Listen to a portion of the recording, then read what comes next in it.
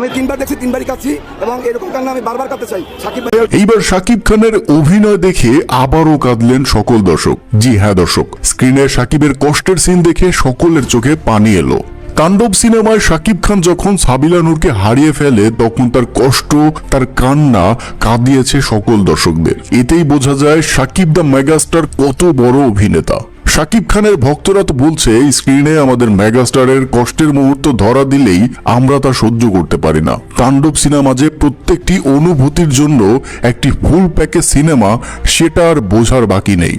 কারণ এখানে যেমন আছে মারাত্মক অ্যাকশন, তেমনই আছে কষ্ট, সেই সাথে কিছু ফানি ক্যারেক্টারের এন্ট্রি সহ অন্য লেভেলের কিছু দৃশ্য। তবে সবকিছুকে ছাপিয়ে গেছে আমাদের মেগাস্টার শাকিব খান। মিখাইল চরিত্রে অনবদ্য ভূমিকা পালন করেছে আমাদের কিং খান। তো দর্শক, শাকিব খানের কান্না কি আপনাদেরও কাঁদিয়েছে? অবশ্যই একজন শাকিব ভক্ত হলে কমেন্টে জানাতে ভুলবেন না। আর আপনি যদি শাকিব খানকে ভালোবেসে থাকেন, কৃতজ্ঞতা স্বরূপ আমাদের চ্যানেলটি সাবস্ক্রাইব করতেও যেন ভুলবেন না।